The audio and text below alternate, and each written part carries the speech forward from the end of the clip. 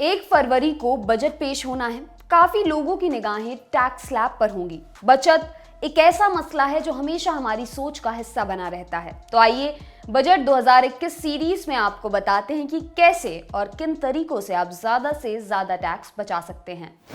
Section 80C income tax act के section 80C के तहत कोई भी टैक्स पेयर 1.5 लाख रुपए तक की बचत करके टैक्स में रियायत ले सकता है।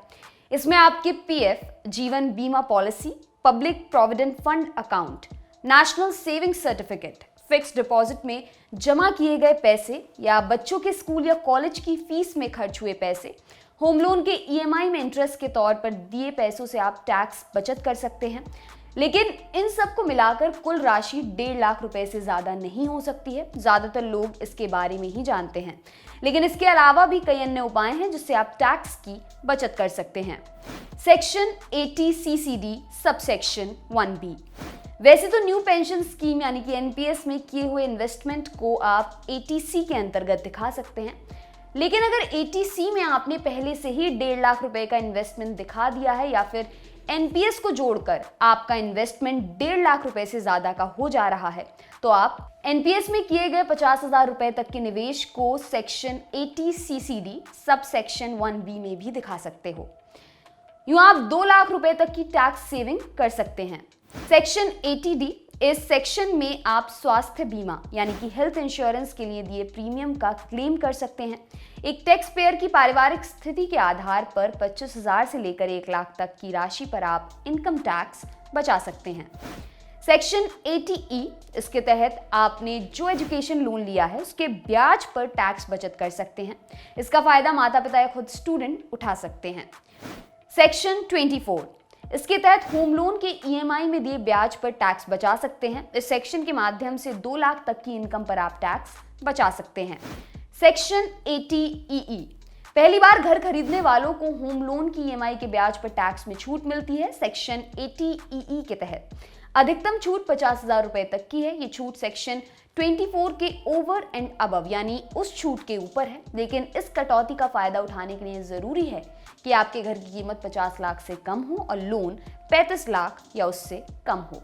सेक्शन 80GG ये सेक्शन घर के किराए के तौर पर जो पैसे आप खर्च करते हैं उन पैसों पर आपके टैक्स को बचाता है, लेकिन ये छूट तभी संभव है जब आप वेतनभोगी हैं, लेकिन आपको एचआरए नहीं मिलता है। इसके माध्यम से एक फाइनेंशियल ईयर में 60,000 तक का लाभ उठाया जा सकता है। ये कटौती उन टैक्स पेयर के लिए नहीं है जो घर के मालिक हैं लेकिन उसी शहर में किराए के मकान में रहते हैं। इसका फायदा उन टैक्स पेयर द्वारा भी नहीं लिया जा सकता है जिनका किसी दूसरे शहर में घर है, उस घर पर होम लोन के ब्याज की अदायगी के लिए धारा 24 के तहत कर कटौती का दावा कर रहे हैं। सेक्शन 80TTA सेक्शन 80TTA के तहत बचत खाते में मिले इंटरेस्ट पर आप टैक्स बचा सकते हैं। सभी टैक्स पेयर और हिंदू अनडिवाइडेड फैमिली के लोग 80TTA के तहत 10,000 तक के अमाउंट पर टैक्स बचा सकते हैं। ये सीमा 60 साल से अधिक उम्र के लोगों के लिए 50,000 तक है। सेक्शन 80DD इस सेक्शन के तहत विकलांगों की चिकित्सा के लिए खर्च किए रुपए पर आप टैक्स से राहत क्लेम कर सकते हैं। सेक्शन 80DDB सेक्शन 80DDB कहता है कि गंभीर रोगों के इलाज पर खर्च हुए पैसों पर आप टैक्स सेविंग के लिए क्लेम कर सकते हैं।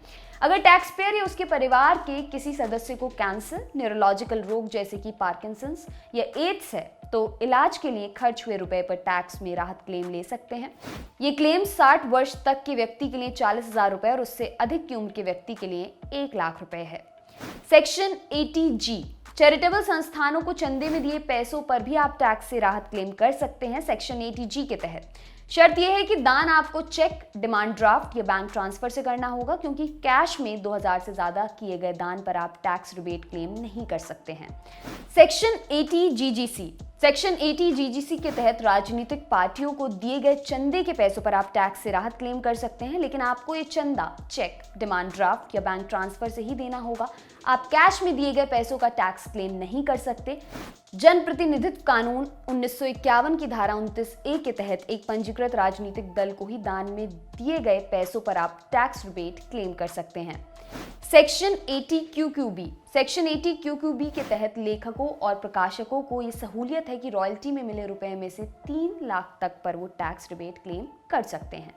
आपके लिए ये खबर लिखी हमारे साथी प्रशांत ने। मेरा नाम है दिव्यांशी। देखते रहिए दी लल्लन टॉप। शुक्रिया। दी लल्लन टॉप मतलब आपकी खबरें पढ़ने का एक्सपीरियंस बदलने वाली वेबसाइट। यूट्यूब और फेसबुक पर भौकाल काटने के बाद अब बारी है ऐप की। लल्लन टॉप ऐप जो लॉन्च होते ही कुछ ही घंटों में बन गया था नंबर 1। प्ले स्टोर से एंड्रॉयड ऐप इंस्टॉल कीजिए और जुड़े रहिए लल्लन टॉप खबरों से। अब एक ही जगह पर मिलेंगे पॉलिटिकल किस्से, लल्लन टॉप शो, चुनावी कवरेज, पड़ताल और आसान भाषा में। पाइए लल्लन टॉप की वीडियो सबसे पहले, फेसबुक और यूट्यूब से भी पहले। खबरें और वीडियो का आपको मिलेगा नोटिफिकेशन। बड़ी खबर हो या फिर हो किससे, सब आपके फेवरेट सेक्शन आपको हैं बताने। इतना ही नहीं, क्रिकेट मैच का स्कोर और इलाके में मौसम का जोर भी जानिए। आज ही गूगल प्ले स्टोर पर जाइए और दी लल्लन टॉप ऐप इंस्टॉल कीजिए।